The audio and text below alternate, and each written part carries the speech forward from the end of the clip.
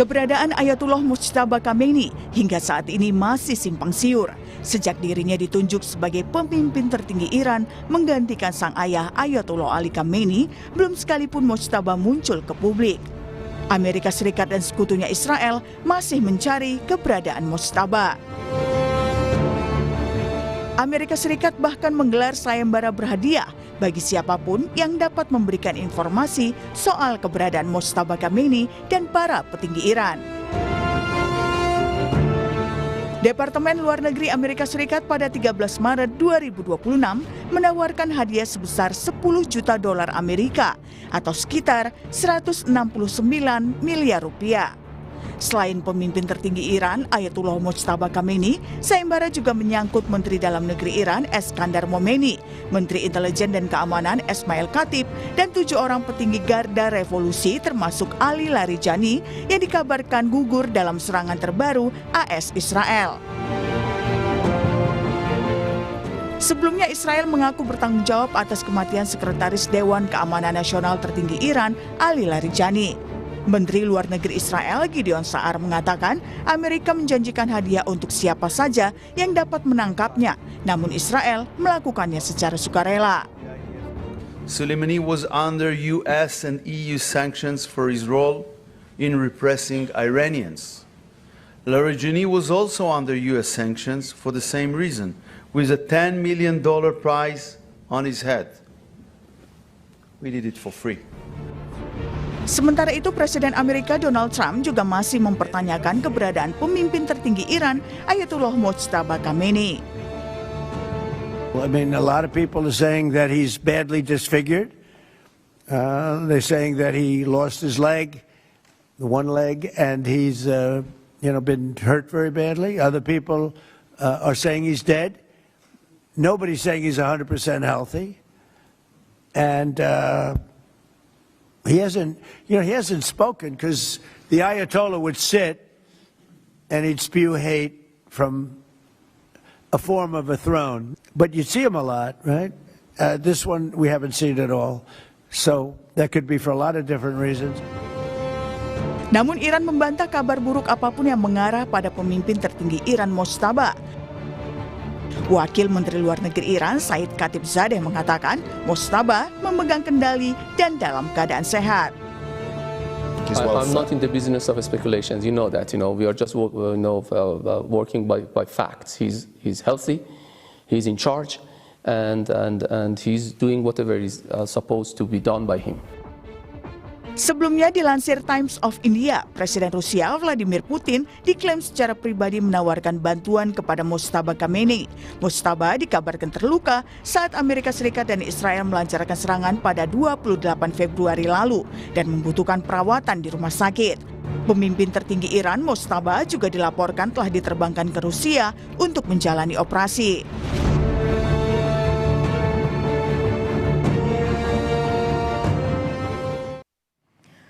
Saudara, Amerika Serikat menawarkan hadiah sebesar 10 juta dolar atau sekitar 169 miliar rupiah bagi siapapun yang memberitahu keberadaan pemimpin tertinggi Iran, Mujtaba Khamenei. Apakah ini bentuk keputusan atau keputusasaan maksud kami Amerika mencari Mujtaba atau ada motif lain? Kita bahas bersama Duta Besar RI untuk Iran tahun 2012-2016, Dian Wirangjot. Selamat pagi, Pak Dian. Selamat pagi, Mbak Okta. Selamat pagi, pemirsa. Baik Pak Dian, ini Amerika sampai membuat sayembara cari Mujtaba. Kalau kita juga ingat pernah juga dilakukan ketika mau mencari pemimpin Taliban maupun juga pimpinan Al-Shabaab di Somalia sekitar tahun 2022. Ini bentuk ketidakmampuan mencari Mujtaba atau ada motif lain menurut Anda? Terima kasih Mbak Okta. Jelas hal ini menunjukkan intelijen Amerika tidak dapat melaksanakan tugasnya sebagaimana diinginkan oleh si Presiden Trump itu. Makanya digunakan segala cara untuk mencarinya dan menangkapnya. Tapi saya mau klarifikasi dulu. Memang program ini program resminya pemerintah Amerika. Jadi bukannya Presiden Trump yang menginisiasi. Tapi memang ada undang-undangnya yang khusus untuk memburu teroris. Nama programnya Rewards for Justice. Inilah yang dipakai untuk mencari Ayatollah Mujtaba Khamenei. Kenapa? Karena Mojtaba ini dianggap sebagai salah satu pimpinan IRGC, Iran Revolutionary Guard Corps, yang dianggap kelompok teroris oleh Amerika. Karena kegagalan intelijennya, makanya digunakan undang-undang ini dengan menawarkan hadiah 10 juta dolar. Tapi tolong klarifikasi lagi, sebenarnya pelaksanaan dari Rewards for Justice program ini untuk mencari informasi yang berujung kepada penangkapan. Sementara di masyarakat kita sudah ada yang bilang, oh ini untuk membunuh, artinya hadiah untuk siapa saja yang bisa membunuh. Aturannya tidak seperti itu karena harus memenuhi syarat-syarat yang mereka tentukan sendirilah, khususnya Trump. Tapi begini, dari apa yang sebenarnya berlaku, mencari info keberadaan siapapun yang memberikan info dan membuktikan keberadaan sehingga dalam hal ini Ayatollah Mojtaba katakan dapat ditangkap, mereka akan dapat hadiah. Tapi nama mereka tentunya akan dirahasiakan karena ini akan membahayakan si pemberi info. Nah, yang saya mau klarifikasi lagi, tapi di balik undang-undang ini Amerika menafsirkannya bisa secara berbeda. Dalam kaitan dengan Taliban tadi itu dikatakan operasi militer langsung. Jadi tidak ada yang memberikan informasi selain intelijen. Makanya tidak ada yang mendapatkan hadiah. Kalau kita mau contoh lagi, sebenarnya penangkapan Presiden Venezuela Maduro pun berada di bawah program seperti hal ini, hanya namanya berbeda, khusus Narcotics Rewards Program. Nah, dalam kembali ke Iran, sejumlah pimpinan tertinggi Iran dengan sendirinya merupakan petinggi di IRGC, karena mereka lah yang membuat rencana, mengatur persiapan, segala macam persiapan untuk melakukan bela diri dalam kaitan diserang oleh Amerika dan Israel. Nah, yang menjadi masalah sekarang bagi Amerika karena lemahnya intelijen mereka menggunakan undang-undang ini untuk bisa saja kemudian membunuh. Kalau dianggap keberadaannya diketahui, tapi mereka kan tidak mungkin melakukan operasi militer langsung. Karena ada di wilayah Iran yang luas, yang tersebar di mana-mana, yang juga kemungkinan besar berada di pemukiman penduduk. Perlu dicatat juga, hal ini sebenarnya juga tidak sulit seperti yang mereka bayangkan. Karena pemimpin-pemimpin Iran itu memegang doktrin bahwa mati dalam tugas itu adalah martir. Artinya sebuah kehormatan buat negara Republik Islam Iran. Makanya pengawalan terhadap para petinggi Iran itu tidak ketat, bahkan longgar. Di Iran pun tidak ada bunker-bunker di kediaman pribadi atau pemukiman pribadi seperti di barat, seperti Gedung Putih misalnya, tidak ada bunker. Pengawalannya ketat, tidak ada bunker, dan rakyat biasanya dalam kondisi normal akan sering menyaksikan Ayatollah Khamenei yang sebelumnya dan Mojtaba sekarang mungkin akan mengunjungi masyarakatnya. Itu yang mungkin akan dimanfaatkan oleh Amerika, tapi faktor pengkhianat tetap ada di sana. Oke. Nah, tadi Pak Dian, artinya begini, ketika saat ini dikeluarkan sayembaranya Rewards for Justice itu, yang bisa ikut apakah ini siapapun begitu demi motif uang, artinya kan bisa kasih informasi nih soal Mojtaba. Ini secara otomatis bisa mempersempit ruang gerak Mojtaba nggak, atau seperti apa Pak Dian? Betul sekali. Hadiah 10 juta dolar itu berlaku bagi siapa saja, perorangan maupun kelompok yang bisa membuktikan keberadaan Mojtaba di mana sehingga bisa dilakukan tindakan-tindakan yang dikehendaki Amerika. Apa itu dalam bentuk penangkapan yang kemungkinan sangat kecil dalam kasus di Iran, tapi yang saya khawatirkan ya akan langsung melakukan pemboman atau pembunuhan terhadap sasarannya. Nah, ketentuannya kalau yang melaporkannya perorangan atau kelompok, mereka pasti akan dapat hadiah, tapi mereka akan dirahasiakan. Nah, inilah yang biasanya dimanfaatkan oleh para pengkhianat di Iran, baik itu masyarakat yang katakan sudah terprovokasi dengan propaganda Israel dan Amerika, atau memang ada penyusup-penyusup dari Mossad dan CIA yang bisa membina masyarakat Iran untuk menjadi agennya sehingga bisa mengetahui lebih luas di mana keberadaan Mojtaba Khamenei. Mbak Okta benar tadi bahwa hal ini memang mempersempit ruang gerak.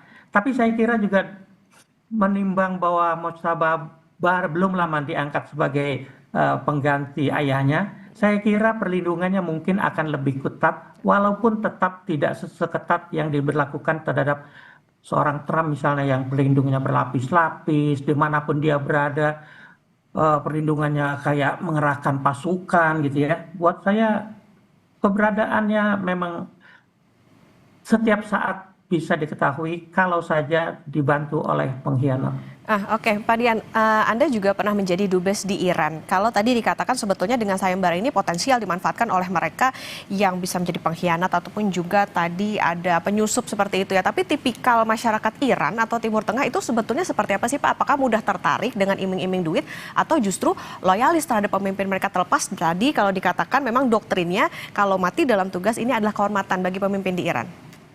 Betul, betul Mbak. Kalau secara umum ya, karakter Iran berbeda dengan karakter negara-negara di sekitarnya. Iran adalah bangsa Persia yang sudah survive dari ribuan tahun gempuran berbagai bangsa yang bisa menjadikan Iran tetap survive sampai sekarang. Di Arab sekitarnya bukan sebuah peradaban, sehingga daya tahan mereka juga berbeda. Nah, dalam kaitan masyarakatnya, masyarakat Iran saya yakin sebagian besar sangat loyal kepada pemimpinnya. Karena itu tidak mungkin mereka lakukan pengkhianatan. Tetapi yang namanya uang, apalagi jumlahnya sangat besar, selalu menggiurkan siapa saja. Yang tadinya mungkin loyal bisa menjadi disloyal. Kalau memang dia tahu memberikan informasi dan dia bisa yakin akan diamankan oleh Amerika atau Israel. Nah, masalahnya di Iran itu yang diperkirakan sangat rentan terhadap pengaruh Israel Amerika ini generasi muda. Generasi muda yang lahir setelah 90-an yang tidak mengalami pahitnya Iran di masa monarki. Mereka hanya tahu Iran tidak seperti negara-negara di luar Iran yang modern, terbuka, bebas. Itulah yang rentan terhadap bujukan-bujukan atau penyusupan dari agen-agen Israel dan Amerika. Oke, Pak Dian, ini ada isu juga bahwa Mojtaba dikabarkan terluka dan dalam serangan Amerika dan dibawa ke Rusia. Apa yang bisa ditanggapi dari isu ini, Pak? Kalau saya tidak ada yang bisa ditanggapi karena memang beritanya belum jelas.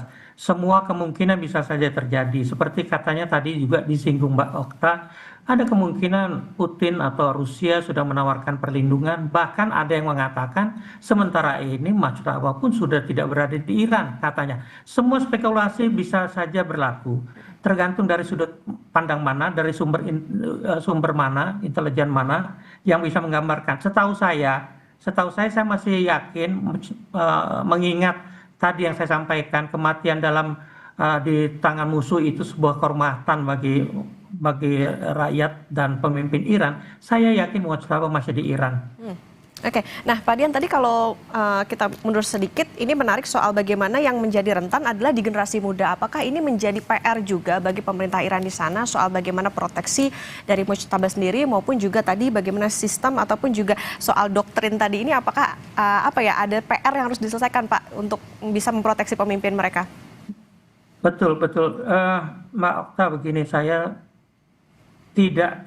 dalam kaitan profesional ya sebagai diplomat ya. Saya memang di sana banyak keluyuran, banyak bergaul dengan berbagai kalangan ya. Tapi saya bisa sampai pada kesimpulan untuk kalangan katakan di desa-desa dan sebagian besar masyarakat Iran itu mereka tetap loyal. Nah, kenapa? Makanya saya bilang tadi sasarannya itu kepada generasi muda. Tapi betul Mbak Okta bahwa ini menjadi PR. Dalam berbagai kesempatan ketika saya diminta bicara di berbagai forum, baik ketika saya masih menjabat maupun setelah saya tidak menjabat, saya beberapa kali kunjung ke Iran dan beberapa kali berbicara di beberapa forum di sana. Saya katakan sudah waktunya Iran memang terbuka. Pelan-pelan memang kelihatan, mulai kaum perempuan mulai dibebaskan memakai hijab dan sebagainya. Tapi sekali lagi, ketika mereka membuka handphone mereka, cellphone mereka, atau menyalakan TV, cellphone lah yang pasti, itu mereka melihat dunia, Mbak. Dunia yang lebih bebas, lebih merdeka, itu lebih menggiurkan, Mbak. Lebih menggiurkan bagi mereka yang ingin mengalami, menikmati kehidupan seperti itu. Bayangan hidup di Barat itu tetap menjadi salah satu iming-iming bagi generasi muda Iran. Makanya kalau lihat demonstrasi di Iran itu kan generasi muda yang semua berpakaian tidak memakai pakaian hijab yang hitam-hitam itu, dan juga tidak banyak orang tua, dan mereka memang diakui sebagian besar orang mereka dari kalangan mahasiswa. Nah, buat saya memang PR besar mengendalikan, atau bukan mengawasi dalam konteks negara otoriter seperti itu ya, tapi artinya mulai membukakan peluang bagi masyarakat Iran kebanyakan untuk bisa menikmati apa yang mereka lihat di TV. Itu selalu saya sampaikan, dan itulah PR mereka. Oke, Pak Dian, mungkin bisa disinggung soal sebetulnya sedekat apa sih Pak hubungan Iran dan juga Rusia, kemudian juga mungkinkah Mojtaba tertangkap karena adanya sayembara dari Amerika ini? Yang terakhir dulu ya Mbak Okta, kalau kemungkinan tertangkap, semua kemungkinan bisa terjadi dalam kondisi seperti ini. Hanya tingkat kesulitannya mungkin berbeda antara menangkap Mojtaba dan menangkap Maduro Venezuela itu. Tapi kalau ditanyakan kedekatan hubungan Iran sama Rusia, sangat dekat. Karena apa? Semua hal yang dalam konteks geopolitik global, siapapun yang menentang Amerika pasti akan dekat dengan lawan-lawan Amerika, sesama negara adikuasa, yaitu Rusia dan Cina. Makanya Iran sangat dekat sama Rusia dan Cina dalam konteks sangat strategis, yaitu turut membantu kelangsungan perjuangan mereka menentang sanksi melawan Amerika dan Israel. Dalam kaitan pertahanan dan militer, jelas Rusia adalah penyuplai pesawat-pesawat jet canggih, Sukhoi yang generasi terakhir pun Iran sudah miliki. Sistem pertahanan anti rudal Rusia juga sudah dipakai, yang S-400 dan konon S-500 juga sudah didatangkan. Artinya memang erat, apalagi Rusia pun menikmati sumber daya alam Iran yang selama ini dibutuhkan, seperti petrokimia, seperti termasuk minyak juga untuk kawasan tertentu. Rusia tetap bisa membutuhkan suplai dari Iran. Artinya ada saling membutuhkan. Oke, baik. Tentu semua kemungkinan bisa terjadi, terlebih karena ini ada iming-iming nominal yang begitu besar. Tentunya ini jadi PR juga bagi pemerintah Iran soal bagaimana loyalitas tidak hanya bagi masyarakat soal memproteksi pemimpinnya, tapi juga terutama tadi bagi generasi muda. Terima kasih Duta Besar RI untuk Iran tahun 2012-2016, Pak Dian Wirangjuri sudah bersama di Sapa Indonesia Pagi. Sehat selalu Pak Dian. Salam sehat, terima kasih Mbak. Selamat pagi. Terima kasih Pak. Presiden Prabowo Subianto menerima kunjungan Presiden kelima yang juga Ketua Umum PD Perjuangan Megawati Soekarno Putri di Istana Kepresidenan Jakarta Kamis 19